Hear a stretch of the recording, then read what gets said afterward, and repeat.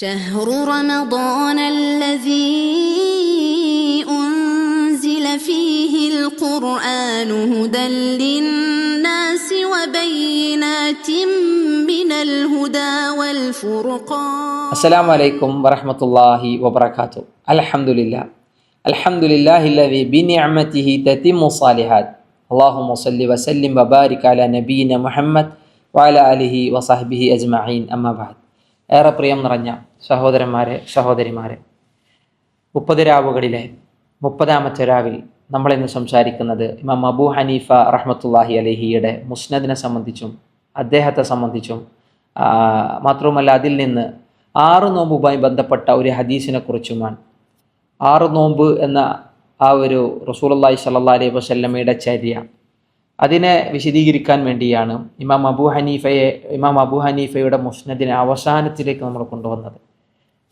3 മദ്ഹബി പണ്ഡിതന്മാരെ നമ്മൾ വിശദീകരിച്ചതാണ്, അവരുടെ കൃതികളെ. ഇമാം ഷാഫിയുടെ മുസ്നദ്, ഇമാം മാലിക്കിൻ്റെ മുവത്ത, ഇമാം അഹ്മദിൻ്റെ മുസ്നദ് ഒക്കെ നമ്മൾ വിശദീകരിച്ചു. അവിടെ ഇമാം അബൂ ഹനീഫയെ സംബന്ധിച്ച് ഞാൻ പരാമർശിക്കാതെ അവസാന ഭാഗത്തേക്ക്, വളരെ ഇഷ്ടപ്പെട്ട ഒരു മഹാപണ്ഡിതൻ എന്നുള്ള നിലയ്ക്ക് ഞാൻ അവസാനത്തേക്ക് മാറ്റി വെച്ചതായിരുന്നു. ഏതായാലും ഇമാം അബൂ ഹനീഫയെ കേൾക്കാത്തവരായി ആരുമുണ്ടാവില്ല. ഇമാം അബൂ ഹനീഫയുടെ ചരിത്രങ്ങളിൽ പലതും വായിക്കാത്തവരായി ആരുമുണ്ടാവില്ല. ഇമാം അബൂ ഹനീഫ റഹ്മത്തുള്ളാഹി അലൈഹി ഒരു കർമ്മശാസ്ത്ര പണ്ഡിതൻ എന്നതിനപ്പുറത്തേക്ക് അദ്ദേഹം ഒരു മുഹദ്ദിസായിരുന്നു, ലോകമറിയുന്ന ഹദീസ് പണ്ഡിതനായിരുന്നു എന്നുകൂടി ലോകത്തെ കേൾപ്പിക്കാനാണ് നമ്മൾ ഈ ഒരു സംസാരത്തിലൂടെ പരിശ്രമിക്കുന്നത്. ഇമാം അബൂ ഹനീഫ അല്ലെ, അബൂ ഹനീഫ, ആ പേരൊരു കുനിയത്താണ്, അദ്ദേഹത്തിൻ്റെ പേരല്ല. ഹനീഫ എന്ന് പറഞ്ഞ അദ്ദേഹത്തിൻ്റെ പേരിനെ സംബന്ധിച്ച് ചില ചരിത്രകാരന്മാർ പറയുന്നത്, ഹനീഫ എന്ന് പറഞ്ഞു കഴിഞ്ഞാൽ ഒരു മഷിത്തണ്ടിന് അറബിയിൽ ഉപയോഗിക്കും. മഷിത്തണ്ട് എഴുതാനൊക്കെ ഉപയോഗിക്കുമ്പോൾ ഇതെപ്പോഴും കൂടെ കൊണ്ട് നടന്ന, എഴുതാൻ വേണ്ടി, കാര്യങ്ങൾ എഴുതി വെക്കാൻ വേണ്ടി അദ്ദേഹം കൂടെ കൊണ്ട് നടക്കുമ്പോൾ യാ അബാ ഹനീഫ അല്ലെങ്കിൽ അബൂ ഹനീഫ എന്നുള്ള പേരിൽ അദ്ദേഹത്തെ ആളുകൾ വിളിച്ചിരുന്നു എന്നാണ്. അത് ചില ആളുകൾ പിൽക്കാലത്തൊക്കെ അദ്ദേഹത്തിലേക്ക് ചേർത്ത് പറഞ്ഞതാണ് എന്നൊക്കെ പറയുന്നു. ഏതായാലും അതിൽ അങ്ങനെ ഒരു സംഭവം, അതൊരു പണ്ഡിതൻ എന്നുള്ള നിലക്കൊരു സൂചന അവിടെ ചില ചരിത്രകാരന്മാർ നൽകി എന്നുള്ളതൊരു രസകരമായി തോന്നിയപ്പോൾ പങ്കുവച്ചു എന്ന് മാത്രം. ഏതായാലും അബൂ ഹനീഫ എന്നുള്ള പേര് നമുക്കറിയാം, ഹനീഫിയത്ത് എന്നുള്ളതിൻ്റെ വാക്കൊക്കെ അറിയാം. പക്ഷെ അദ്ദേഹത്തിൻ്റെ പേര് അൽ ഇമാം അൽ അഅ്ലം അബൂ ഹനീഫ നുഅ്മാൻ ഇബ്നു സാബിത്ത്, നുഅ്മാൻ എന്നാണ് അദ്ദേഹത്തിൻ്റെ പേര്. നുഅ്മാൻ ഇബ്നു സാബിത്ത് ഇബ്നു സൗത്തി അൽ കൂഫി റഹിമഹുല്ലാ. അബൂ ഹനീഫ അൽ കൂഫി എന്ന പേരിലാണ് നമ്മൾ ഏറ്റവും കൂടുതൽ കേട്ട് പരിചയിച്ചത്. കൂഫക്കാരനാണ്, ഇറാഖിലാണ് അദ്ദേഹത്തിൻ്റെ ജനനവും അദ്ദേഹത്തിൻ്റെ വളർച്ചയും. മാത്രവുമല്ല അറിവ് തേടിയുള്ള യാത്രകളുടെ ആവിർഭാവവും തുടക്കവുമൊക്കെ ആ നാട്ടിലാണ്. ഹിജ്റ 1-ാം നൂറ്റാണ്ടിൽ. ഇതുവരെ നമ്മൾ പറഞ്ഞ പല പണ്ഡിതന്മാരുടെ 2-ാം നൂറ്റാണ്ടിൽ പറഞ്ഞു, 3-ാം നൂറ്റാണ്ടിലുള്ളവരെ പറഞ്ഞു, 4-ാം നൂറ്റാണ്ടിലുള്ളവരെ പറഞ്ഞു, 5-ാം നൂറ്റാണ്ടിൽ പറഞ്ഞു, 9-ാം നൂറ്റാണ്ടിലുള്ളവരെ വരെ നമ്മൾ വിശദീകരിച്ചു. അതിനപ്പുറത്തേക്ക് ആധുനികരായ പല മുഹദ്ദിസുകളെയും നമ്മൾ വിശദീകരിച്ചവരാണ്. സിയാഉർ റഹ്മാൻ അലമിയെപ്പോലെ, ഇമാം അൽബാനിയെപ്പോലെ ഒക്കെ ഉള്ള മഹാപണ്ഡിതന്മാരെ നമ്മൾ വിശദീകരിച്ചു. 1-ാം നൂറ്റാണ്ടിലെ ഒരു ഗ്രന്ഥകാരൻ, അവിടെയാണ് ഇമാം അബൂ ഹനീഫൻ്റെ പ്രത്യേകത. താബിഈകളിൽ ഒരാളാണ്, നബി സല്ലല്ലാഹു അലൈഹി വസല്ലമയുടെ സ്വഹാബത്തിനെ കണ്ടവരിൽ ഒരാളാണ് ഇമാം അബൂ ഹനീഫ റഹ്മത്തുള്ളാഹി അലൈഹി. ഇമാം അബൂ ഹനീഫ സ്വഹാബികളെ നേരിൽ കണ്ടിട്ടുണ്ട്. ഒരുപാട് സ്വഹാബികൾ അദ്ദേഹം കണ്ടതായി അദ്ദേഹത്തിൻ്റെ ചില വരികളിൽ നമുക്ക് കാണാൻ കഴിയും.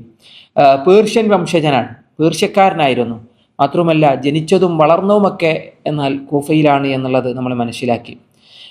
ഒരിക്കൽ ഇമാം അബ്ദുല്ലാഹിബ്നു മുബാറക് റഹ്മത്തുള്ളാഹി അലൈഹി പറഞ്ഞു, അബൂ ഹനീഫയുടെ അറിവിനെ ആരെങ്കിലും എതിർക്കുന്നുവെങ്കിൽ അത് അസൂയ കൊണ്ട് എതിർക്കുകയാണ് എന്നാണ് നിങ്ങൾ മനസ്സിലാക്കേണ്ടതെന്നാണ്. അസൂയ കൊണ്ട് മാത്രമേ അബൂ ഹനീഫയുടെ അറിവിനെ ഒരാൾ എതിർക്കുള്ളൂ.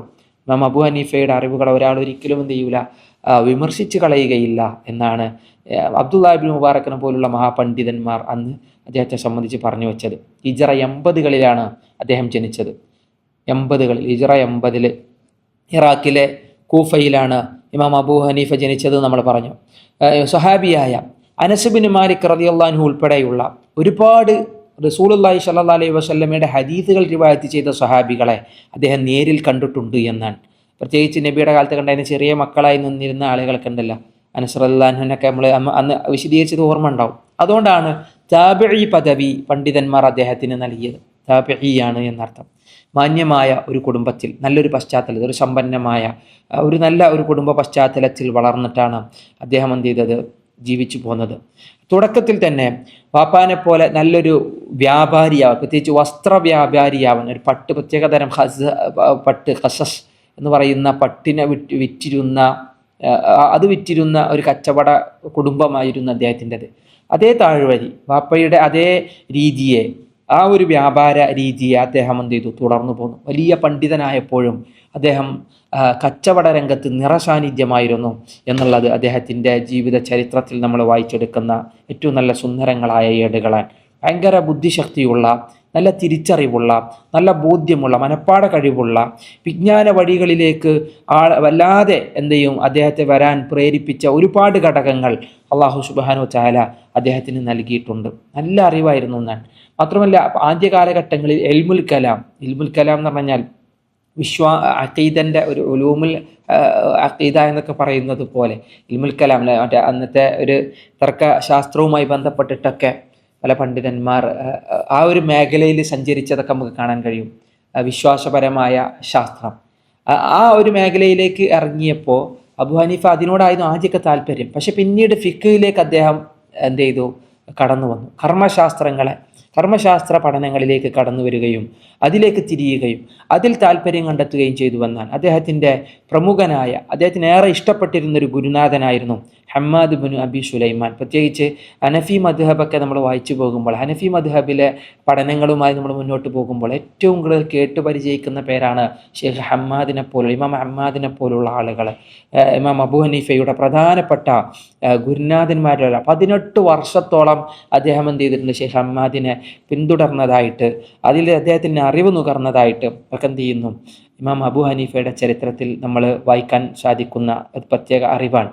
മാത്രമല്ല ഒരുപാട് ഗുരുനാഥനാണ്. മക്കയിലും അതുപോലെ തന്നെ മദീനയിലും ഒക്കെ അദ്ദേഹത്തിന് പണ്ഡിതന്മാരിൽ നിന്ന് അദ്ദേഹം അറിവ് നുകർന്നിട്ട്. മക്കയിലെ മുഫ്തിയായിരുന്നു അത്താഇബ്നു അബി റബാഹ്. ഈ അത്താഇബ്നു അബി റബാഹിൽ നിന്ന് ഹദീസുകൾ ഉദ്ധരിച്ചിട്ടുണ്ട് മഹാനായ അബൂ ഹനീഫ റഹ്മത്തുള്ളാഹി അലൈഹി. ആമിർ അശ്ശാബിയൊക്കെ അദ്ദേഹത്തിൻ്റെ ഗുരുനാഥന്മാരിൽപ്പെട്ടവരാണ്. ഇമാം അബൂ ഹനീഫയുടെ ചിന്തകളെയും അദ്ദേഹത്തിൻ്റെ വിജ്ഞാനങ്ങളെയും മാത്രമല്ല ലോകമെമ്പാടും ഇതിനെ മുഴുവൻ വ്യാപിപ്പിക്കാൻ, ഇദ്ദേഹത്തിൻ്റെ എല്ലാ അറിവിനെയും ലോകമെമ്പാടും വ്യാപിപ്പിക്കാൻ മുന്നോട്ട് കടന്നു വന്നത് അദ്ദേഹത്തിൻ്റെ ശിഷ്യന്മാരാണ്. അദ്ദേഹത്തിൻ്റെ ശിഷ്യന്മാരാണ് ശരിക്കും ഇദ്ദേഹത്തിൻ്റെ മദ്ഹബിനെ ഫോം ചെയ്യുന്നത് തന്നെ.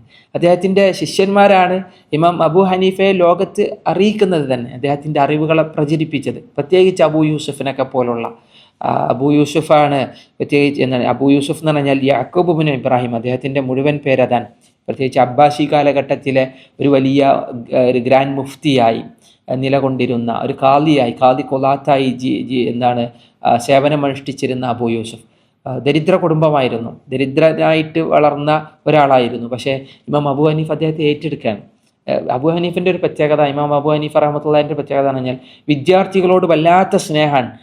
പ്രത്യേകിച്ച് ദരിദ്രരായ നിർധനരായ വിദ്യാർത്ഥികളെ അദ്ദേഹം എന്ത് ചെയ്യും, പൈസ അങ്ങോട്ട് കൊടുക്കും, അവർക്ക് സമ്പത്ത് കൊടുക്കും, അവരുടെ കാര്യങ്ങൾ മുഴുവൻ ചെയ്തു കൊടുക്കും, അവർക്ക് വേണ്ട സാമ്പത്തിക സഹായം മുഴുവൻ കൊടുക്കും. എന്നിട്ട് അദ്ദേഹത്തെ അവരെ വളർത്തിക്കൊണ്ടുവന്നവനും കൂടിയാണ് ഇമാം അബൂ ഹനീഫ റഹ്മത്തുള്ളാഹി അലൈഹി. പ്രത്യേകിച്ച് ഇമാം അബൂ യൂസുഫിൻ്റെ കുടുംബത്തിനൊക്കെ കുറേ കാലം സാമ്പത്തികമായി സഹായിച്ചത് ഇമാം അബൂ യൂസുഫിൻ്റെ ഉസ്താദ് ഇമാം അബൂ ഹനീഫ റഹ്മത്തുള്ളാഹി അലൈഹിയാണ്. അദ്ദേഹം ഈ വിഷയത്തിലൊക്കെ ഭയങ്കര താല്പര്യമുള്ള ആളായിരുന്നു. പഠിക്കുന്ന വിദ്യാർത്ഥികൾക്ക് അദ്ദേഹം നല്ല പണം നൽകിയിരുന്നു. ദരിദ്രരായ ആളുകളുടെ കടം വീട്ടാൻ അദ്ദേഹം മുന്നോട്ട് കടന്നു വന്നിരുന്നു. കാരണം വലിയ സമ്പത്ത്, കച്ചവടത്തിലൂടെ നല്ല സമ്പത്ത് അദ്ദേഹം നേടിയെടുത്തിരുന്നു. നല്ലൊരു സമ്പന്നനായിരുന്നു അദ്ദേഹം എന്നുള്ളത് അദ്ദേഹത്തിൻ്റെ ചരിത്രത്തിൽ നമുക്ക് കാണാൻ കഴിയും. ഇതൊക്കെ അദ്ദേഹത്തിൻ്റെ ഗുരുനാഥന്മാരെയും ശിഷ്യന്മാരെയും സംബന്ധിച്ചുള്ള സംസാരങ്ങളാണ്.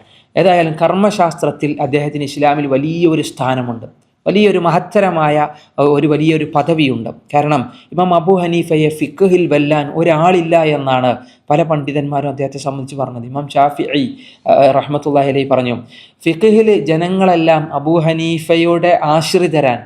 ആ രീതിയിലാണ് ഇമാം ഷാഫിൻ്റെ സംസാരം. നമുക്ക് കടപ്പെട്ടവരാണ് എന്നുള്ളതിനപ്പുറത്തേക്ക് ഇമാം അബൂ ഹനീഫ അല്ലാതെ ഫിഖ്ഹിൻ്റെ ഒരു ആരംഭം സാധ്യമല്ല എന്നുള്ള നിലക്ക് യഹ്യ ഇബ്നു മഈനെ പോലുള്ള മഹാമുഹദ്ദിസുകളെ പറഞ്ഞു, ഇമാം അബൂ ഹനീഫ അമീനാണ്, വിശ്വസ്തനാണ്. മാത്രവുമല്ല അദ്ദേഹം ഒരു ഹദീസിനെ സ്ഥിരപ്പെടുത്തിയിട്ടില്ല എങ്കിൽ, അദ്ദേഹം ഒരു ഹദീസിനെ സ്ഥിരപ്പെടുത്താതെ ഒരു ഹദീസ് എന്താണ് അത് വിശ്വാസയോഗ്യമാണ് എന്ന് ഇമാം അബി ഹനീഫ പറയാതെ ഒരിക്കലും ഹദീസിന് അദ്ദേഹം എന്ത് ചെയ്യാറില്ല, അതിനെക്കുറിച്ച് സംസാരിക്കാറുണ്ടായിരുന്നില്ല. അദ്ദേഹത്തിൻ്റെ അരികിൽ അത് സ്വഹീഹാണ് എങ്കിൽ മാത്രമേ അദ്ദേഹം അതിനെ സംബന്ധിച്ച് അദ്ദേഹം സംസാരിക്കാറുണ്ടായിരുന്നുള്ളൂ എന്ന് യഹ്യ ഇബ്നു മഈൻ ഇമാം അബൂ ഹനീഫയെ സംബന്ധിച്ച് വിശദീകരിക്കുകയുണ്ടായി. അഹ്ലു സുന്നത്തി വൽ ജമാഅത്തിൻ്റെ കറകളഞ്ഞ ആദർശത്തിൽ അടിയുറച്ചു നിന്ന ഒരാളാണ് ഇമാം അബൂ ഹനീഫ റഹ്മത്തുള്ളാഹി അലൈഹി. സ്വഹാബികളോടുള്ള നിലപാടുകളിൽ ഏറ്റവും നല്ല സച്ചരിതരായ മുൻഗാമികളുടെ മാതൃക പിൻപറ്റിയവൻ.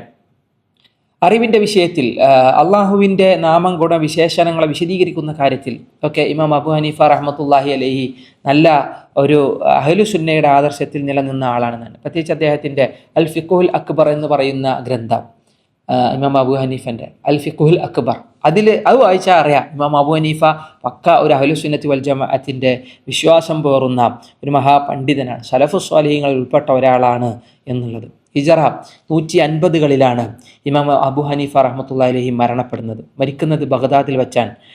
ബഗ്ദാദിൽ അന്നത്തെ അറിയപ്പെട്ട ഖലീഫ അബൂ ജഅഫർ അൽ മൻസൂർ, അദ്ദേഹത്തിൻ്റെ കാലത്താണ് മരിക്കുന്നത്. അബൂ ജഅഫർ മൻസൂർ ഇദ്ദേഹത്തോട് ഒരു കാളിയാവാൻ വേണ്ടി, ബഗ്ദാദിലെ കാളിയാവാൻ വേണ്ടി പറഞ്ഞു, ഖാലിസ്ഥാനെ ഏറ്റെടുക്കാൻ. ആ സമയത്ത് അദ്ദേഹം ആ ഖാലിസ്ഥാനെ ഏറ്റെടുത്തില്ല. വലിയ പ്രസിദ്ധമായൊരു ചരിത്രമാണ്. ഞാനത് ഏറ്റെടുക്കില്ല എന്ന് പറഞ്ഞു. കാരണം എനിക്കതിനോട് ഭയമാണ് എന്ന് പറഞ്ഞു. ഞാൻ അതിന് അർഹനല്ല എന്ന് പറഞ്ഞു. അപ്പോൾ അബൂ ജഅഫർ മൻസൂർ അദ്ദേഹത്തോട് പറഞ്ഞു, നിങ്ങൾ കള്ളം പറയും, നുണ പറയണം. ഇമാം അബൂ ഹനീഫിനോടാണ് നിങ്ങൾ നുണ പറയണമെന്നാണ്, അത് ഭരണാധികാരിയാണ് പറയുന്നത്. അപ്പോൾ അബൂ ഹനീഫ പറഞ്ഞൊരു മറുപടി ഉണ്ട്, ഞാൻ നുണയാണ് പറയണമെന്നുണ്ടെങ്കിൽ ഞാൻ ഒരിക്കലും അതിന് യോഗ്യനല്ല. ഇനി ഞാൻ പറഞ്ഞ സത്യമാണെങ്കിൽ ഞാനതിന് യോഗ്യനല്ല. എത്ര സുന്ദരമായാണ് ഇമാം അബൂ ഹനീഫ മറുപടി. പക്ഷെ ആ സുന്ദരമായ സൗന്ദര്യം അദ്ദേഹത്തെ എത്തിച്ചത് കാരാഗ്രഹത്തിലാണ്, ജയിലിലാണ്. അബൂ ജഅഫർ മൻസൂർ അദ്ദേഹത്തെ ജയിലിലടച്ചു. പിന്നീട് ഒന്നാമത് വാർദ്ധക്യത്തിൻ്റെതായ അവശതയും അതിൻ്റെ ബലഹീനതയും ഒക്കെ ഉണ്ട്. അസുഖം വന്ന് അദ്ദേഹം മരണപ്പെടുമ്പോൾ ആ ഒരു തടവറയിൽ കഴിയുന്ന ആ കാലഘട്ടത്തിലാണ് അദ്ദേഹം ഈ ലോകത്തിൽ നിന്ന് വിടവാങ്ങിയത് എന്നുള്ളത് പലപ്പോഴും പല പണ്ഡിത ലോകവും വളരെ വേദനാജനകമായി എടുത്തുദ്ധരിക്കുന്ന സംഭവമാണ്.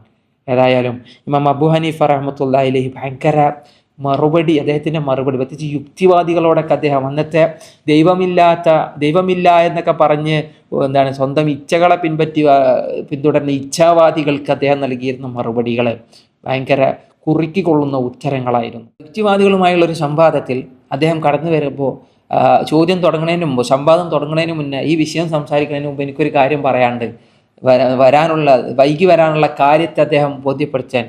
ഞാനിങ്ങനെ വരുമ്പോൾ എന്താണ് ഒരു കടൽ, ആ കടലിൽ ഒരു നദി, ആ നദിയിൽ ഒരു ആളില്ലാത്ത ഒരു കപ്പൽ, ഞാനതിൽ കയറി. ആ കപ്പൽ സ്വയം എന്ത് ചെയ്യുന്നു, ആ കപ്പൽ ഇങ്ങനെ ഒഴുകുന്നു, തിരമാലകളെ വെട്ടിമാറ്റി കാറ്റും കോളിനെയും മറികടന്ന് ഒടുവിൽ അത് എൻ്റെ ലക്ഷ്യസ്ഥാനത്ത് തന്നാലെ ഇവിടെ കൊണ്ടുവന്ന് നിർത്തി. ഈ കാര്യം നിങ്ങൾ വിശ്വസിക്കുമോ, ഞാൻ പറഞ്ഞാൽ നിങ്ങൾ വിശ്വസിക്കുമോ എന്ന് ചോദിച്ചപ്പോൾ അവിടെ ഉണ്ടായിരുന്ന ആളുകൾ മുഴുവൻ പറഞ്ഞു, ഞങ്ങളത് വിശ്വസിക്കില്ല. എങ്ങനെ ഇപ്പോൾ ഇത് ഒരു ഡ്രൈവറില്ലാതെ അതല്ലെങ്കിൽ ഒരു കപ്പിത്താനില്ലാതെ ഒരു കപ്പൽ കരക്കടുക്കുകയോ കാറ്റിനെയും കോളിനെയും മറികടന്ന് തിരമാലകളെ കീറി മുറിച്ച് കടന്നു വരും? ഒരിക്കലും അത് വിശ്വാസം നമ്മുടെ ബുദ്ധി കൊണ്ട് ആലോചിച്ചാൽ കിട്ടുന്ന സംഗതിയല്ല. ബുദ്ധി കൊണ്ട് ഒരിക്കലും അതിനെ അക്സെപ്റ്റ് ചെയ്യാൻ സാധിക്കില്ല എന്ന് പറഞ്ഞപ്പോൾ ഇമാം അബൂ ഹനീഫ റളിയല്ലാഹു അൻഹു ആദ്യം വെടിപൊട്ടിക്കണം അവിടെ, അവരുടെ കർണപുടങ്ങളെ പിടിച്ചുലക്കുന്ന മറുപടി. ഈ ആകാശവും ഈ ഭൂമിയും ഇവിടെ കാണുന്ന സർവ്വചരാചരങ്ങളും താനെ ഉണ്ടാകുമെന്നാണോ നിങ്ങൾ പറയുന്നത്? അതിൻ്റെ പിന്നിൽ ഒരു ശക്തിയുണ്ട്, അതാണ് അള്ളാഹു എന്നവരെ ബോധ്യപ്പെടുത്തുന്ന തരത്തിൽ യുക്തിപരമായ ഭയങ്കര ഹിക്കുമത്തോടു കൂടി ഉണ്ടായിരുന്ന അദ്ദേഹത്തിൻ്റെ മറുപടികളും അദ്ദേഹത്തിൻ്റെ ചോദ്യങ്ങളും അദ്ദേഹത്തിൻ്റെ ഇടപെടലുകളും പലരെയും മാറ്റി ചിന്തിക്കുവാൻ പ്രേരിപ്പിച്ചു എന്നുള്ളത് അദ്ദേഹത്തിൻ്റെ ചരിത്രത്തിലെ, അദ്ദേഹത്തിൻ്റെ വിജ്ഞാനത്തിലെ അദ്ദേഹത്തിൻ്റെ അവഗാഹത്തെ സംബന്ധിച്ച് ഓർമ്മിപ്പിക്കുന്നതാണ്. ഇമാം അബൂ ഹനീഫ റഹ്മത്തുള്ളാഹി അലൈഹി അദ്ദേഹം ഒരുപാട് വലിയ മേഖലകളിൽ, ആ വിജ്ഞാനത്തിൻ്റെ മേഖലകളിൽ ഒരു ജബലാണ്, അല്ലെങ്കിൽ ഒരു കടലാണ്, ഒരു പർവ്വതമാണ്, അല്ലെങ്കിൽ ഒരു സാഗരമാണ്. ഹദീസ് നിദാന ശാസ്ത്രങ്ങളിലായാലും ഹദീസ് വിശദീകരണങ്ങൾ, ഹദീസുകൾ മനഃപ്പാടമാക്കുന്നതിലായാലും അതിനെ വിശദീകരിക്കുന്നതിലായാലും ഇമാം അബൂ ഹനീഫ അഗ്രഗണ്യനായിരുന്നു. കർമ്മശാസ്ത്രപരമായി ഒരു ഇജ്തിഹാദ് അഥവാ ഒരു മതവിധിയെ ഒരു കർമ്മശാസ്ത്രപരമായ ഹുക്കുമുകളെ ബോധ്യപ്പെടുത്തുന്നതിൽ, അതിനെ വിശദീകരിക്കുന്നതിൽ ഇമാം അബൂ ഹനീഫ മഹാസംഭവമായിരുന്നു എന്നാണ് അദ്ദേഹത്തിൻ്റെ കൃതികൾ നമ്മൾ ഓർമ്മിപ്പിക്കുന്നത്. മാത്രമല്ല അദ്ദേഹം ആരാധനകളോടുണ്ടായിരുന്ന അദ്ദേഹത്തിൻ്റെ സമീപനം അത്ര സുന്ദരമായിരുന്നു. നന്നായി അള്ളാഹുവിനെ ഭയപ്പെട്ട് ജീവിച്ച ഏറ്റവും നല്ല മഹത്തുക്കളിൽ ഒരാളാണ് ഇമാം അബൂ ഹനീഫ എന്നാൽ. നല്ല കർമ്മങ്ങൾ ചെയ്യാൻ, നമസ്കാരങ്ങളോടൊക്കെ നല്ല താല്പര്യമുണ്ടായിരുന്ന ഒരാൾ, അള്ളാഹുവിനോട് നിരന്തരമായി പ്രാർത്ഥിച്ചിരുന്ന ഒരാൾ, അതിലേറെ സത്യസന്ധത, കച്ചവടമായപ്പോഴും അദ്ദേഹം സത്യസന്ധതയെ മുറുകെ പിടിച്ചിരുന്നുവെന്നാണ്. ആരെയും പറ്റിക്കാതെ, കൊള്ളലാഭം എടുക്കാതെ, ഒരാളെയും ആക്രമിക്കാതെ സത്യസന്ധമായി കച്ചവടം ചെയ്തവനായിരുന്നു ഇമാം അബൂ ഹനീഫ റഹ്മത്തുള്ളാഹി അലൈഹി എന്നെല്ലാം അദ്ദേഹത്തെ സംബന്ധിച്ച് പറയപ്പെടുന്നുണ്ട്. ഏതായാലും ഇനി അദ്ദേഹത്തിൻ്റെ ജീവിതത്തിലെ ഒരു വലിയ ഏടുകൾ എടുത്തുദ്ധരിക്കുക എന്നതിനപ്പുറത്തേക്ക് അദ്ദേഹത്തെ സംബന്ധിച്ച് പറയാൻ ആഗ്രഹിക്കുന്നത് അദ്ദേഹത്തിൻ്റെ മുസ്നദിനെ സംബന്ധിച്ചാണ്. ഇന്ന് നമ്മൾ ചർച്ച ചെയ്യുന്ന ഗ്രന്ഥമാണ് മുസ്നദു അബി ഹനീഫ. പക്ഷേ ഈ മുസ്നദ് അദ്ദേഹം രചിച്ചതല്ല, അദ്ദേഹം എഴുതിയുണ്ടാക്കിയതല്ല. നമ്മൾ ഇമാം അഹ്മദിൻ്റെ മുസ്നദിനെ സംബന്ധിച്ച് പറഞ്ഞതുപോലെ ഇത് അദ്ദേഹത്തിൻ്റെ ശിഷ്യഗണങ്ങൾ, ഇമാം ഷാഫിയുടെ മുസ്നദിനെ സംബന്ധിച്ചൊക്കെ പറഞ്ഞതുപോലെ ഇത് ഇമാം അബൂ ഹനീഫയുടെ അബൂ യൂസുഫിനെ പോലുള്ള അദ്ദേഹത്തിൻ്റെ പണ്ഡിതന്മാരായ വിദ്യാർത്ഥികൾ ക്രോഡീകരിച്ചു വച്ചതാണ് ഈ മുസ്നദു അബി ഹനീഫ. ഇമാം അബൂ ഹനീഫയിൽ നിന്ന് കേട്ട ഹദീസുകളെ, അദ്ദേഹത്തിൽ നിന്ന് പഠിച്ച ഹദീസുകൾ അദ്ദേഹത്തിൻ്റെ പേരിൽ അവരെന്ത് ചെയ്തു, മുസ്നദു അബി ഹനീഫ എന്നുള്ള നിലയ്ക്ക് അദ്ദേഹത്തിലേക്ക് ചേർത്തി ഒരു ഗ്രന്ഥം ക്രോഡീകരിച്ചു. അതിൻ്റെ ഒരു ആവശ്യകത എന്ന് പറഞ്ഞു കഴിഞ്ഞാൽ, പ്രത്യേകിച്ച് അന്നത്തെ ഈ ഫിഖ്, ഈ കർമ്മശാസ്ത്രപരമായ മതവിധികളെ തേടി കണ്ടെത്താനും അതിന് തെളിവുകളുമായിട്ടാണ് ഈ ഒരു ക്രോഡീകരണത്തെ അവരെന്ത് ചെയ്തത്, അന്ന് അതിനുവേണ്ടിയുള്ള ആ ഒരു ഉദ്യമത്തിലേക്ക് അവർ ഇറങ്ങിത്തിരിച്ചത്. ഏകദേശം 500 മുതൽ ഓരോരോ പതിപ്പുകൾ വെച്ച് നോക്കുമ്പോൾ 500 മുതൽ 2000 വരെയുള്ള ഹദീസുകൾ അടങ്ങുന്നതാണ് ഇമാം അബൂ ഹനീഫയുടെ പേരിലുള്ള ഈ മുസ്നദ്. ഈ മുസ്നദ് അബി ഹനീഫ, ഞാൻ പറഞ്ഞു വരുന്നത് ഈ മുസ്നദ് അബി ഹനീഫ ഒരു കർമ്മശാസ്ത്രപരമായ രീതിയിലാണ് ക്രോഡീകരിക്കപ്പെട്ടത്. ഫിഖ്, അതായത് കിതാബു ത്വഹാറ, കിതാബു സ്വലാ, കിതാബു സിയാം, കിതാബു സക്കാത്ത്, കിതാബുൽ ഹജ്ജ് എന്നിങ്ങനെ ഹദീസുകളെ അതിലെന്ത് ചെയ്തിട്ടുണ്ട്, ക്രോഡീകരിച്ചിട്ടുണ്ട്. മാത്രവുമല്ല ഒരു പ്രത്യേക ഇമാം ബുഖാരിയുടെയോ ഇമാം മുസ്ലിമിൻ്റെയോ ഇങ്ങനെയുള്ള നിബന്ധനകളൊന്നും എന്ത് ചെയ്തിട്ടില്ല ഈ ഒരു ക്രോഡീകരണത്തിൽ, മുസ്നദ് അബി ഹനീഫ എന്ന ഗ്രന്ഥത്തിൻ്റെ ക്രോഡീകരണത്തിൽ ഇല്ല. എന്നാൽ ഇതിലെ സനദുകൾ വളരെ ചെറുതായിരിക്കും. മുസ്നദ് അബി ഹനീഫയിലെ ഹദീസുകൾ വായിച്ചു നോക്കൊണ്ടുങ്ങൾ വളരെ ചെറിയ സനദുകളായിരിക്കും. ഒന്നാമത്തെ കാരണം താബിഈയാണെന്ന് നമ്മൾ പറഞ്ഞു. ആലിയയായ സനദ് എന്നാണ് പറയാം. ആലി എന്ന് പറഞ്ഞാൽ ഉന്നതമായ ശ്രേണിയിലുള്ള സനദ്, എണ്ണം കുറവായിരിക്കും. അധികവും സുലാസിയാത്തുകളാണ്. 3, അതായത് സ്വഹാബികളെ കണ്ട് കഴിഞ്ഞ് കഴിഞ്ഞാൽ ഏകദേശം, അല്ലെങ്കിൽ താബി ഇവർ കണ്ട് കഴിഞ്ഞ് കഴിഞ്ഞാൽ, എന്താണ് ബുഹനീഫ അങ്ങോട്ട് കഴിഞ്ഞ് കഴിഞ്ഞാൽ അധികവും 3ഓളം ആളുകളൊക്കെ അടങ്ങുന്ന പരമ്പരകളായിരിക്കും, സുലാസിയാത്തുകളായിരിക്കും അതിൻ്റെ ഒരു പ്രത്യേകത എന്നുള്ളതാണ് അതിൻ്റെ ഒരു സവിശേഷത. ഏതായാലും നല്ല ബലവത്തായ ഹദീസുകൾ ഇമാം അബൂ ഹനീഫയുടെ മുസ്നദിൽ നമുക്ക് കാണാൻ കഴിയും. ഇമാം അബൂ ഹനീഫയുടെ മുസ്നദിന് ഒരുപാട് പ്രത്യേകതകൾ വേറെയുമുണ്ട്. കാരണം ഇത് അബൂ യൂസുഫിൻ്റേതോ അതല്ലെങ്കിൽ വേറെ ഈ റിവായത്തിൽ മാത്രമല്ല, വേറെയും 15ഓളം റിവായത്തുകളിൽ ഇമാം അബൂ ഹനീഫയുടെ പേരിൽ മുസ്നദുകൾ എന്ത് ചെയ്തിട്ടുണ്ട്, ക്രോഡീകരിക്കപ്പെട്ടിട്ടുണ്ട്. എന്നാൽ ഇതിനെയെല്ലാം പിൽക്കാലത്ത് ഈ ക്രോഡീകരണങ്ങളെയെല്ലാം ഒറ്റ ഒരു ക്രോഡീകരണമാക്കിയിട്ട് പിൽക്കാലത്ത് അബുൽ മുഅയ്യിദ് അൽ ഖവാരിസ്മി, ഏറ്റവും അറിയപ്പെട്ട ഒരു മഹാപണ്ഡിതാണ് ഖവാരിസ്മി.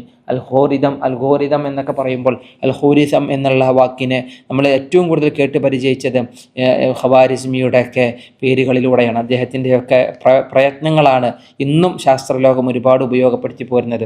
അദ്ദേഹം പിന്നീട് ഇതിനെ ഒരു വലിയ ക്രോഡീകരണമായി, അഥവാ ഇമാം അബൂ ഹനീഫയുടെ പേരിൽ കടന്നു വന്ന പരമ്പരകളെ, ഹദീസുകളെ മുഴുവൻ ആ 15ഓളം ക്രോഡീകരണങ്ങൾ, മുസ്നദ് അബി ഹനീഫ എന്ന പേരിലുള്ളതിനെ അദ്ദേഹം ക്രോഡീകരിച്ചു വെച്ചത് ഒറ്റ കൃതിയിലാണ്. ഖവാരിസ്മിയുടെ കൃതിയുടെ പേര് ജാമിഉൽ മസാനീദ് എന്നാണ്. ആ ജാമിഉൽ മസാനീദിൽ ഈ 15ഓളം വരുന്ന ഹദീസുകളെ, ഇമാം അബൂ ഹനീഫയുടെ പേരിലുള്ള മുസ്നദുകളെ ക്രോഡീകരിച്ചതാണ് ജാമിഉൽ മസാനീദ്. കുറേ ആയിട്ട് അതിനെ കാണാനും കഴിയും. ഏതായാലും മുഅയ്യിദ് അൽ ഖവാരിസ്മി റഹ്മത്തുള്ളാഹി അലൈഹി ലോകപ്രസിദ്ധനാണ്. അദ്ദേഹത്തെ സംബന്ധിച്ച് ഇവിടെ വല്ലാതെ വിശദീകരിക്കുന്നില്ല.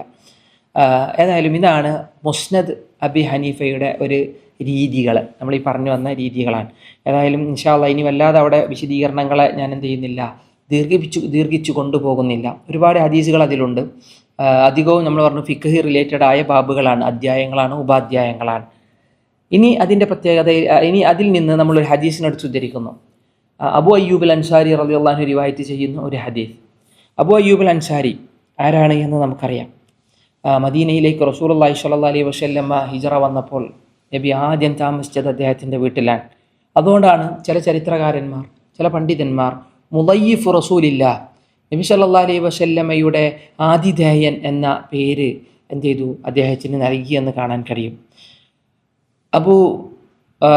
അബു അയ്യൂബ് അൽ അൻസാരി, അയ്യൂബ് അദ്ദേഹത്തിൻ്റെ മകനാണ്, അതിലേക്ക് ചേർത്തിട്ടാണ്. അദ്ദേഹത്തിൻ്റെ പത്നി ഉമ്മു അയ്യൂബ് എന്ന പേരിലും അറിയപ്പെട്ടിരുന്നു. ഏതായാലും അബു അയ്യൂബ് അൽ അൻസാരിനെ സംബന്ധിച്ച് നമുക്ക് പറയാം. ആദ്യം അദ്ദേഹം റിവായത്ത് ചെയ്ത ഹദീസിനെ നമുക്കിങ്ങനെ എടുത്ത് ഉദ്ധരിക്കാം. അൻ അബി അയ്യൂബ് അൽ അൻസാരി റളിയല്ലാഹു അൻ, അബു അയ്യൂബ് അൽ അൻസാരി റളിയല്ലാഹു അൻഹുവിൽ നിന്ന്, അന്ന റസൂലുള്ളാഹി സ്വല്ലല്ലാഹു അലൈഹി വസല്ലമ ഖാൽ, തിരുനബി സ്വല്ലല്ലാഹു അലൈഹി വസല്ലമ പറഞ്ഞു, മൻ സാമ റമളാൻ, ആരെങ്കിലും റമളാനിൽ നോമ്പ് അനുഷ്ഠിക്കുകയും സുമ്മ അത്ബഅഹു സിത്തൻ, പിന്നെ അതിനെ തുടർത്തി 6 നോമ്പുകൾ നോൽക്കുകയും, മിൻ ഷവ്വാൽ, ഷവ്വാൽ മാസത്തിൽ നിന്ന് 6 നോമ്പ് നോൽക്കുകയും ചെയ്താൽ, കാന കസിയാമിദ്ദഹർ, അവൻ കാലം മുഴുവൻ നോമ്പ് നോറ്റവനെ പോലെയാണ് എന്നാണ്. കാലം മുഴുവൻ നോമ്പ് നോറ്റവനെ പോലെ എന്ന് റസൂലുള്ളാഹി സ്വല്ലല്ലാഹു, ആ കാലം മുഴുവൻ നോമ്പെടുത്തതിന് തുല്യമാണ് എന്ന് റസൂലുള്ളാഹി സ്വല്ലല്ലാഹു അലൈഹി വസല്ലമ പറഞ്ഞ ഹദീസ്. ഈ ഹദീസ് നമുക്ക് സുപരിചിതമാണ്, 6 നോമ്പ് എന്ന പേരിൽ അല്ലേ. പലപ്പോഴും റമളാൻ കഴിഞ്ഞാൽ നമ്മൾ അനുഷ്ഠിച്ചു പോരുന്ന സുന്നത്ത് നോമ്പ്. ഈ 6 നോമ്പ് ഒരിക്കലും നിർബന്ധമല്ല. ഇമാം അബു ഹനീഫ ഈ ഹദീസിനെ സംബന്ധിച്ച് ഉദ്ധരിക്കുമ്പോൾ ഇതിൻ്റെ ഇമാം അബു ഹനീഫയുടെ ചില വിശദീകരണങ്ങൾ കാണാൻ കഴിയും. ഇത് നിർബന്ധമല്ല എന്നറിയുന്നത് കൊണ്ട് തന്നെ ഇമാം അബു ഹനീഫ റഹ്മത്തുള്ളാഹി അലൈഹി നിർബന്ധമല്ല, നിർബന്ധതയുടെ സ്വരം അതിലില്ല എന്നറിയിക്കാൻ വേണ്ടി ഈ 6 നോമ്പ് ഇടക്കിടക്ക് നോറ്റാൽ മതി, അഥവാ തുടർച്ചയായി നോറ്റില്ലെങ്കിലും അയാൾക്ക് ആ ഒരു പുണ്യം ലഭിക്കുമെന്ന് പറഞ്ഞൊരു അഭിപ്രായം ഇമാം അബു ഹനീഫ പങ്കുവച്ചത് നമുക്ക് കാണാൻ കഴിയും. എന്നാൽ ഷവ്വാൽ മാസത്തിൽ നിന്ന് തുടർച്ചയായി നോൽക്കണമെന്നാണ് ചില പണ്ഡിതന്മാർ പറഞ്ഞത്. 6 നോമ്പ് തുടർച്ചയായി നോറ്റ് കഴിഞ്ഞാൽ അതിനേറെ ശ്രേഷ്ഠതയുണ്ടെന്നാണ്. എന്നാൽ തുടർച്ചയായി നോൽക്കാൻ പറ്റാത്തവൻ ആ 6 നോമ്പിനെ ഷവ്വാൽ മാസത്തിൽ അതിനെന്ത് ചെയ്യാൽ മതി, പൂർത്തീകരിച്ചാൽ മതി. ഇഷ്ടമുള്ള ദിവസങ്ങൾ നോറ്റിട്ട് അതിനെ പൂർത്തീകരിച്ചാൽ മതി എന്ന് പറയുന്നത് കാണാം. ഷവ്വാൽ കഴിഞ്ഞാൽ ഈ നോമ്പിന് പിന്നെ പ്രസക്തിയില്ല, അങ്ങനെ ഒരു നോമ്പില്ല. അതുകൊണ്ടാണ് എന്ത് ചെയ്തത്, ഷവ്വാലിൽ നിന്ന്, മിൻ ഷവ്വാൽ എന്നുള്ള വാക്കിനെ റസൂലുള്ളാഹി സ്വല്ലല്ലാഹു അലൈഹി വസല്ലം അവിടെ എടുത്തുദ്ധരിച്ചത്. ഇത് നോറ്റ് കഴിഞ്ഞാൽ കാലം മുഴുവൻ നോമ്പ് നോറ്റവനെ പോലെയാണ് എന്നുള്ളത്. കസിയാമിദ്ദഹർ അല്ലേ, കാന കസിയാമിദ്ദഹർ, കാലം മുഴുവൻ നോറ്റവനെ പോലെ, നോമ്പെടുത്തതിന് തുല്യം എന്ന് പറയുമ്പോൾ അതിനെ ചില പണ്ഡിതന്മാർ വിശദീകരിച്ചത് കാണാം. റമദാനിലെ നോമ്പ് 30, അതിലേക്ക് 6 തുടർത്തുമ്പോൾ 36. ഒരു നന്മക്ക് 10 ഇരട്ടി പ്രതിഫലം അല്ലാഹു സുബ്ഹാനഹു വ തആല നൽകുമെന്നാണ്. അങ്ങനെ നോക്കുമ്പോൾ 360 അല്ലേ, 36 × 10 നമ്മൾ എണ്ണുമ്പോൾ 360. ഇത് ഈ ഒരു അഭിപ്രായം മുഹദ്ദിസുകൾ മാത്രമല്ല, ഇമാം നശായിയും ഇമാം അബൂ ദാവൂദും ഇബ്നു മാജയും ഉദ്ധരിക്കുന്ന ഒരു ഹദീസിൽ അതേപോലത്തെ ഒരു വരികളെ നമുക്ക് കാണാൻ കഴിയും. തിരുനബി സല്ലല്ലാഹു അലൈഹി വസല്ലമ ഇത് ഒരു വർഷത്തിന് തുല്യമാണ്, അല്ലെങ്കിൽ ഒരു കാലത്തിന് തുല്യമാണ്, ഒരു കാലം മുഴുവൻ നോമ്പ് നോൽക്കുന്നതിന് തുല്യമാണ് എന്നതിലേക്ക് സൂചകമാകുന്ന തെളിവുകൾ നബി സല്ലല്ലാഹു അലൈഹി വസല്ലമയുടെ ഹദീസുകളിൽ തന്നെ നമുക്ക് കാണാൻ കഴിയും. ഞാൻ നേരത്തെ പറഞ്ഞ സുനനുൻ നസായിയിലെ ഒരു ഉദ്ധരണി ഇതാണ്. ഒരാൾ റമദാനിലെ നോമ്പ് 10 മാസത്തിന് തുല്യമാണ്. റസൂലുള്ളാഹി പറയാൻ, റമദാനിലെ നോമ്പ് 10 മാസത്തിന് തുല്യമാണ്. ഇനി അതിന് ശേഷമുള്ള 6 ദിവസത്തെ നോമ്പ് 2 മാസത്തിന് തുല്യമാണ്. അങ്ങനെ ഒരു വർഷത്തെ നോമ്പായി അത് മാറുന്നുവെന്നാണ് ഇമാം നസായിയും ഇമാം ഇബ്നു മാജയും റിവായത്ത് ചെയ്യുന്ന ഒരു ഹദീസ്. സൗബാൻ റളിയല്ലാഹു അൻഹു നിവേദനം ചെയ്യുന്ന ഹദീസിനെയാണ് നമ്മൾ കാതോർത്തത്. അപ്പം അക്കമിട്ട് ആ സിയാമുദ്ദഹറിനെ റസൂലുള്ളാഹി സ്വല്ലല്ലാഹു അലൈഹി വസല്ലം വിശദീകരിച്ചു. ഒരു വർഷം എന്ന് പറയുമ്പോൾ തന്നെ കാലം മുഴുവൻ, കാരണം വർഷത്തിൽ റമദാനിലെ നോമ്പ് നിർബന്ധമാണ്. 30 നോമ്പ് നോൽക്കുമല്ലോ, അത് 300 ഇരട്ടി. അപ്പം അതിലേക്ക് 6 കൂടി സുന്നത്ത് നോൽക്കുമ്പോൾ കാലം മുഴുവൻ നോമ്പ് നോറ്റവനെ പോലെ ഒരാൾക്ക് കഴിയാൻ സാധിക്കുന്നത് അല്ലാഹു അയാൾക്ക് പ്രതിഫലം നൽകുന്നുവെന്ന് പറഞ്ഞതിനെ അതിൻ്റെ ഗണിതശാസ്ത്രപരമായ രീതിയിലൊക്കെ ഇമാം ഇബ്നു ഹജർ അസ്കലാനിയെ പോലെ ഇമാം നവവി ശർഹ് മുസ്ലിമിലൊക്കെ ഇങ്ങനെ വിശദീകരിക്കുന്ന വിശദീകരണങ്ങൾ ഈ ഹദീസുമായി ബന്ധപ്പെടുത്തി നമുക്ക് കാണാൻ കഴിയും. കാലം മുഴുവൻ എന്ന വാക്കിനെ പണ്ഡിതന്മാർ അങ്ങനെ ഒരു വർഷം മുഴുവൻ എന്നുള്ള നിലക്കാണ് അതിനെ വിശദീകരിച്ചു പോന്നിട്ടുള്ളത് എന്നാണ്. എന്നാൽ ഇമാം അബൂ ഹനീഫ റഹ്മത്തുള്ളാഹി അലൈഹി ഇത് സുന്നത്താണ് എന്നുള്ള നിലയ്ക്ക് ഇത് എപ്പോഴും നോൽക്കാമെന്നുള്ള അഭിപ്രായം പറഞ്ഞത് നമുക്കവിടെ കാണാം. എപ്പോഴും എന്ന് പറഞ്ഞാൽ ഷവ്വാലിൽ തന്നെ എപ്പോഴും. പിന്നെ അതുമായി ബന്ധപ്പെട്ട് ചില ആളുകൾക്ക് ഇങ്ങനെ സംശയം വരും. ഇപ്പോൾ പ്രത്യേകിച്ച് റമദാനിൽ നോമ്പ് ഒഴിവാക്കിയ ആൾക്കാരുണ്ടാവും, നിർബന്ധ സാഹചര്യങ്ങൾ നോമ്പ് ഒഴിവായ ആളുകൾ, യാത്ര കൊണ്ട്, അതല്ലെങ്കിൽ അസുഖം കൊണ്ട്, അതല്ലെങ്കിൽ മറ്റു ചില കാരണങ്ങൾ കൊണ്ട്, അല്ലെ, പ്രത്യേകിച്ച് സ്ത്രീകളൊക്കെ. അപ്പോൾ അവർ ഈ 6 നോമ്പ് എങ്ങനെ നോൽക്കുക എന്നുള്ളൊരു സംശയം പൊതുവെ വരാറുണ്ട്. നോറ്റ് വീട്ടാനുള്ളത് വീട്ടിയിട്ട് നോറ്റാൽ മതി. ഏറ്റവും നല്ലത് റമദാനിലുള്ളതിനെ നോറ്റ് വീട്ടുക. റമദാന് നഷ്ടപ്പെട്ടതിനെ നോറ്റ് വീട്ടിയിട്ട് ഷവ്വാലിലുള്ള 6 നോമ്പിന് പൂർത്തീകരിക്കുന്നത് ഏറ്റവും ഉത്തമമാണ്. ആ രീതിയാണ് ഏറ്റവും അഭികാമ്യമെന്ന് ചില മുഹദ്ദിസുകൾ അഭിപ്രായപ്പെടുന്നത് കാണാൻ കഴിയും. ഏതായാലും ഇനി അതല്ല, അതിനു മുന്നേ 6 നോമ്പ് എടുത്തു കഴിഞ്ഞാലും ആ ഒരു സുന്നത്തിൻ്റെ കൂലി അവർക്കുണ്ടാകുമെന്നുള്ളതാണ് പ്രിയപ്പെട്ടവർ അതിൽ നിന്ന് മനസ്സിലാകുന്നത്. ഏതായാലും അത് ഒരു വിശാലമായൊരു കാര്യം, സുന്നത്തായതുകൊണ്ട് തന്നെ, ഐച്ഛികമായതുകൊണ്ട് തന്നെ നമ്മുടെ സൗകര്യവും നമ്മുടെ താല്പര്യവും ആ ഒരു വിശാലത അതിൽ നമുക്ക് കണക്കാക്കാൻ കഴിയുമെന്നാണ്. വലിയ പ്രതിഫലമുള്ള ആ നോമ്പ് പരിശുദ്ധമായ റമദാനിന് ശേഷം വിശ്വാസികൾ എടുക്കുക എന്ന് പറയുന്നത് നല്ല കാര്യമായിട്ട്, ഏറെ റസൂലുള്ളാഹി സ്വല്ലല്ലാഹു അലൈഹി വസല്ലമയെ ഇഷ്ടപ്പെടുന്ന നബിയുടെ ചര്യ മുറുകപ്പെടുക്കുന്ന ഒരാൾ എന്നുള്ള നിലക്ക് നമുക്ക് ആവേശമാകുന്ന കാര്യമാണ്. അള്ളാഹു അനുഗ്രഹിക്കട്ടെ. അബു അയ്യൂബുൽ അൻസാരി റളിയല്ലാഹു അൻഹു ആണ് ഈ 6 നോമ്പിൻ്റെ ഹദീസിനെ നമ്മളെ പഠിപ്പിച്ചത്. ഈ 6 നോമ്പിൻ്റെ ഹദീസ് നോക്കുമ്പോൾ നമുക്ക് ആദ്യം ഓർമ്മ വരണം അബു അയ്യൂബുൽ അൻസാരി, മുദയ്യിഫ് റസൂലില്ലാഹി സ്വല്ലല്ലാഹു അലൈഹി വസല്ലം. നബി സ്വല്ലല്ലാഹു അലൈഹി വസല്ലമിൻ്റെ വീട്ടിലെ അദ്ദേഹത്തിൻ്റെ അബു അയ്യൂബിൻ്റെ വീട്ടിൻ്റെ മുന്നിലാണ് നബി സ്വല്ലല്ലാഹു അലൈഹി വസല്ലമയുടെ ഒട്ടകം മുട്ടുകുത്തിയത്. പലരും നബിയെ അവരവരുടെ വീടുകളിലേക്ക് ഇങ്ങനെ ആനയിക്കാൻ വേണ്ടി കാത്തു നിൽക്കുകയായിരുന്നു. നബി മദീനയിലേക്ക് ഹിജറ വന്നപ്പോൾ പ്രശോഭിതമായ മദീനയിലേക്ക് നബിയുടെ ഹിജറയുടെ കടന്നുവരവ് ഏറെ ആവേശം വരുത്തുന്ന ഒരു കാര്യമായിരുന്നു. മദീനക്കാരെ സംബന്ധിച്ചിടത്തോളം അവർക്ക് സ്വർഗതുല്യമായ ഒരു അനുഭൂതി നിറയുന്ന ഒരു നാളുകൾ. നബിയെ സംരക്ഷിക്കുമെന്നും നബിക്ക് കാവലാളാകുമെന്നും നബിയുടെ ദീനിനെ പ്രചരിപ്പിക്കുവാൻ മുൻപന്തിയിലുണ്ടാകുമെന്നും ബൈഅത്ത് ചെയ്ത് കടന്നു വന്ന ആളുകൾ നബി വരവിനെ കാത്തിരിക്കുകയായിരുന്നു മദീനയിൽ. അവരുടെ വീടിൻ്റെ അരികിലൂടെ നബി തങ്ങൾ റസൂലുള്ളാഹി സ്വല്ലല്ലാഹു അലൈഹി വസല്ലമ കടന്നു പോകുമ്പോൾ അവരൊക്കെ ആഗ്രഹിച്ചു, എൻ്റെ വീട്ടിൽ നബി ഒന്ന് അന്തി ഉറങ്ങിയിരുന്നെങ്കിൽ. ആ സമയത്താണ് അപ്പോൾ റസൂലുള്ളാഹി സ്വല്ലല്ലാഹു അലൈഹി വസല്ലമയുടെ ഒട്ടകത്തിൻ്റെ മൂക്ക് കയറി പിടിക്കാൻ പലരും കടന്നു വന്നപ്പോൾ റസൂലുള്ളാഹി പറഞ്ഞു, അതിനെ വിടുക, അതിനറിയാം എവിടെയാണ് അതിൻ്റെ സ്ഥാനം എന്നുള്ളത്, അതിൻ്റെ സ്ഥലം എന്നുള്ളത്.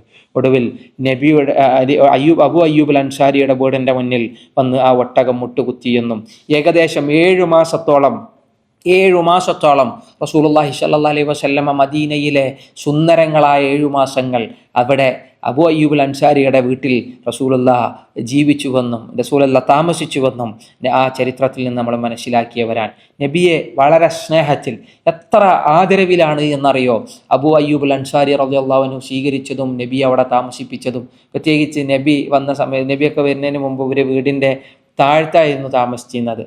അപ്പോൾ നബിക്ക് വേണ്ടി അവർ താഴ്ഭാഗം ഒഴിഞ്ഞെടുത്തു. എന്നിട്ട് ആ വീടിൻ്റെ മുകളിലത്തെ ഭാഗത്ത് അബു അയ്യൂബും കുടുംബവും താമസിച്ചു. പക്ഷേ രാത്രി ഉറക്കം വരുന്നില്ല. കാരണം താഴെ നബിയാണ്. നബി ഉറങ്ങുമ്പോൾ നബിയുടെ മുകളിൽ ഇങ്ങനെ നടക്കുന്നത് നബിയോടുള്ള അനാദരവാകുമോ എന്ന ഭയമാണ്. നബി സല്ലല്ലാഹു അലൈഹി വസല്ലമയെ പിന്നെ നിർബന്ധിച്ച് വീടിൻ്റെ മുകളിൽ താമസിപ്പിക്കുകയാണ് ചെയ്തത്. കാരണം നബിയോടുണ്ടായിരുന്ന ആദരവും നബിയോടുണ്ടായിരുന്ന സ്നേഹവും അദ്ദേഹത്തിൻ്റെ ജീവിതത്തിലെ ഈ സവിശേഷതയെ സംബന്ധിച്ച് സ്വഹാബത്തിന് പറയാനുള്ള കാരണങ്ങളായി മാറി എന്നാണ്. ഒരുപാട് വലിയ സൈനിക സേവനങ്ങൾ അബു അയ്യൂബുൽ അൻസാരി റളിയല്ലാഹു അൻഹു നൽകിയിട്ടുണ്ട്. സൈനിക സേവനം എന്ന് പറയുമ്പോൾ ബദർ യുദ്ധത്തിൽ, ഉഹദ് യുദ്ധത്തിൽ, അതുപോലെ തന്നെ ഖന്തഖ് യുദ്ധത്തിൽ, നബിയോടൊപ്പം ഉണ്ടായിരുന്ന മറ്റു പല യുദ്ധങ്ങളിലും സജീവമായി പങ്കെടുത്തവനാണ്, ധീരനാണ് അബു അയ്യൂബുൽ അൻസാരി റളിയല്ലാഹു അൻഹു. മാത്രമല്ല നബി സല്ലല്ലാഹു അലൈഹി വസല്ലമയുടെ മരണശേഷവും ഇസ്ലാമിക പ്രബോധന രംഗത്ത് നിറഞ്ഞു നിൽക്കുന്നവനാണ്, നിറസാന്നിധ്യം അറിയിച്ചവനാണ് അബു അയ്യൂബുൽ അൻസാരി റളിയല്ലാഹു അൻഹു. അദ്ദേഹം മരിക്കുന്നത് മദീനയിലല്ല, മരിക്കുന്നത് ഇന്നത്തെ തുർക്കിയുടെ ഭാഗമായ ഇസ്തംബൂളിലാണ് അദ്ദേഹം മരണപ്പെട്ടത് എന്നുള്ളത് അദ്ദേഹം എത്രമാത്രം ദീന് പ്രചരിപ്പിക്കാൻ മുന്നേറ്റേക്ക് ഇറങ്ങി എന്നുള്ളതിൽ അദ്ദേഹത്തിൻ്റെ ധീരതയെ സൂചിപ്പിക്കുന്നു. ധീരത മാത്രമല്ല, അറിവിൻ്റെ വിഷയത്തിൽ നബി സല്ലല്ലാഹു അലൈഹി വസല്ലമയുടെ ഹദീസുകൾ 155ഓളം ഹദീസുകളെ വിശ്വാസി ലോകത്തിന് പരിചയപ്പെടുത്തിയത് അബു അയ്യൂബുൽ അൻസാരി റളിയല്ലാഹു അൻഹുവാണ്. വലിയ ഒരു ഹദീസ് നിവേദകനാണ്, മഹാപണ്ഡിതനാണ് അബു അയ്യൂബുൽ അൻസാരി റളിയല്ലാഹു അൻഹു എന്നുള്ളത് കൊണ്ടാണ് അദ്ദേഹത്തിൻ്റെ ഹദീസിനെ നമ്മളിന്ന് എടുത്തുദ്ധരിച്ചത്. 6 നോമ്പ് അദ്ദേഹം നമുക്ക് പറഞ്ഞു തന്നത് അറിവിനോട് വല്ലാത്ത ദാഹമുള്ള ഒരു ജ്ഞാനദാഹിയാണ് അദ്ദേഹം എന്ന് പറയുമ്പോൾ അദ്ദേഹത്തിൻ്റെ ജീവിതം നമുക്ക് ആവേശമാകണം. അദ്ദേഹം മരണപ്പെട്ടത് ഞാൻ പറഞ്ഞു തുർക്കി കീഴടക്കുന്ന ഇസ്ലാമിക ഗവൺമെൻറ്റിന് കീഴിലേക്ക് തുർക്കി കടന്നു വരുന്ന, തുർക്കിയെ ആക്കുന്ന ആ ഒരു സമയത്ത് ആ ഒരു യുദ്ധത്തിൽ അദ്ദേഹം പങ്കെടുത്തു. പക്ഷേ ആ ഒരു യുദ്ധത്തിൽ അദ്ദേഹം ഏകദേശം 80ഓളം വയസ്സ് അദ്ദേഹത്തിന് ആ സമയത്തുണ്ടായിരുന്നുവെന്നാണ് ചില ചരിത്രകാരന്മാർ രേഖപ്പെടുത്തിയത്. 80ാമത്തെ വയസ്സിലൊക്കെ യുദ്ധത്തിന് പോകണങ്ങൾ ആലോചിച്ച് നോക്ക്. എന്നിട്ട് പറയണേ, ഞാൻ യുദ്ധത്തിൽ മരിക്കണമെങ്കിൽ എൻ്റെ മയ്യത്ത് എന്ത് ചെയ്യണം, ആ കാണുന്ന ശത്രുപക്ഷത്തിൻ്റെ കോട്ടയുടെ അരികിലെത്തിച്ചിട്ട് അവിടെ കൊണ്ടുപോയി മറമാടണം എന്ന് പറഞ്ഞു വന്നാൽ ഇന്നും ആ ഒരു കോട്ടക്കരികിൽ അദ്ദേഹം അന്ത്യവിശ്രമം കൊള്ളുന്നുവെന്ന് ചരിത്രകാരന്മാർ പറയുന്നു. അദ്ദേഹം അബു അയ്യൂബ് എന്ന അദ്ദേഹത്തിൻ്റെ ഒരു കുനിയത്താൻ അബു അയ്യൂബ്. എന്നാൽ അദ്ദേഹത്തിൻ്റെ പേര് മൂപ്പരെ മുഴുവൻ പേരെന്താ? ഖാലിദ് ഇബ്നു സെയ്ദ് എന്നാണ്. ഖാലിദ് ഇബ്നു വലീദ് നമുക്കറിയാം, പക്ഷേ ഇത് ഖാലിദ് ഇബ്നു സെയ്ദ്. പക്ഷേ ഖാലിദ് ഇബ്നു സെയ്ദ് എന്നുള്ള പേര് പറയുമ്പോൾ അബു അയ്യൂബ് ആണോ എന്ന് ചിലർക്ക് സംശയം തോന്നും. കാരണം ഏറ്റവും കൂടുതൽ അറിയപ്പെട്ടത് അബു അയ്യൂബുൽ അൻസാരി എന്ന പേരിലാണ്. ഖസ്റജ് ഗോത്രക്കാരനായിരുന്നു. മാത്രവുമല്ല ബനൂ നജ്ജാർ, ഖസ്റജ് ഗോത്രത്തിൽ തന്നെ പ്രസിദ്ധരായിരുന്നു ബനൂ നജ്ജാരിയങ്ങൾ. ഈ ബനൂ നജ്ജാർ ശാഖയിൽപ്പെട്ട ആളാണ് മഹാനായ അബു അയ്യൂബുൽ അൻസാരി റളിയല്ലാഹു അൻഹു. അദ്ദേഹത്തിൻ്റെ ഉമ്മ ഹിന്ദ് ബിൻത് സഈദ്, അല്ലേ? ഹിന്ദ് ബിൻത് സഈദിൻ്റെ ചരിത്രങ്ങൾ ഒരു പക്ഷേ നമ്മൾ കേട്ടിട്ടുണ്ടാകും. അദ്ദേഹത്തിൻ്റെ ഭാര്യ ഉമ്മു അയ്യൂബ് റളിയല്ലാഹു അൻഹ ഇസ്ലാമിക ചരിത്രത്തിൽ റസൂലുള്ളാഹി സ്വല്ലല്ലാഹു അലൈഹി വസല്ലമയോടുള്ള ഭയങ്കര ആദരവ്, ഭയങ്കര നബിയുടെ നബിയോടുണ്ടായിരുന്ന അവരുടെ സമീപനം, ആദരവ്, ബഹുമാനം, അതിലൊരു മാതൃകാ വനിതയായിരുന്നു ഇദ്ദേഹത്തിൻ്റെ ഭാര്യ എന്നുള്ളത് നമുക്ക് കാണാൻ കഴിയും. കാരണം അവരാണ് ഇങ്ങനെ വിളിച്ചുണർത്തിയിട്ട് അബു അയ്യൂബ് റളിയല്ലാഹു അൻഹുവിനോട് പറയണത്, നബി താഴ്ത്തി കിടക്കുമ്പോൾ നമ്മളങ്ങനെ മുകളിലൂടെ ഇങ്ങനെ നടക്കുന്നത് അനാദരവല്ലേ. അപ്പോൾ ആ ഒരു നബിക്ക് കൊടുക്കുന്ന ആദരവിനെ ബോധ്യപ്പെടുത്തുന്നവരിൽ അവർ മുൻപന്തിയിലായിരുന്നു എന്നുള്ളതാണ് ഈ ചരിത്രം നമ്മളെ ഓർമ്മിപ്പിക്കുന്നത്. ഭയങ്കര വിനയവും നല്ല താല്പര്യവുമുള്ള ആള്. ഹിജറ 52-ലാണ് അദ്ദേഹത്തിൻ്റെ മരണം സംഭവിക്കുന്നത്. തുർക്കിയിലെ ഇസ്തംബൂളിൽ അദ്ദേഹം മറമാടപ്പെട്ടു ആ ഒരു യുദ്ധാനന്തരം എന്ന് ചരിത്രകാരന്മാർ രേഖപ്പെടുത്തുന്നു. അബൂ അയ്യൂബുൽ അൻസാരി റളിയല്ലാഹു അൻഹുവിൻ്റെ ചരിത്രത്തിലെ ഒരുപാട് സംഭവങ്ങൾ പ്രിയപ്പെട്ടവരെ നമുക്ക് കാണാൻ കഴിയും. പല കാര്യങ്ങളിലും നബി സല്ലല്ലാഹു അലൈഹി വസല്ലമയോടൊക്കെ ഉണ്ടായിരുന്ന അദ്ദേഹത്തിൻ്റെ ബഹുമാനം, ഭക്ഷണം കഴിക്കുമ്പോൾ, ഭക്ഷണം പാകം ചെയ്യുമ്പോൾ പോലും നബി സല്ലല്ലാഹു അലൈഹി വസല്ലമക്ക് കൊണ്ടുപോയി കൊടുത്ത പാത്രങ്ങളിൽ നിന്ന് അതിനെ കഴുകാതെ കൊണ്ടുവരുമ്പോൾ അതേ പാത്രത്തിൽ നബിയുടെ വിരലുകൾ സഞ്ചരിച്ച വഴികളിലൂടെ തൻ്റെ വിരലുകൾ അടർത്തി അദ്ദേഹം ഭക്ഷണം കഴിക്കാനൊക്കെ അദ്ദേഹം താല്പര്യം കാണിച്ചിരുന്നു എന്ന് നമുക്ക് കാണാൻ കഴിയും. മാത്രവുമല്ല, ഒരിക്കൽ നബി സല്ലല്ലാഹു അലൈഹി വസല്ലമക്ക് ഭക്ഷണം കൊണ്ടു കൊടുത്ത സമയത്ത് ഉള്ളിയും വെളുത്തുള്ളിയൊക്കെ അതേപോലെ ബാക്കിയുണ്ട് പാത്രത്തിൽ.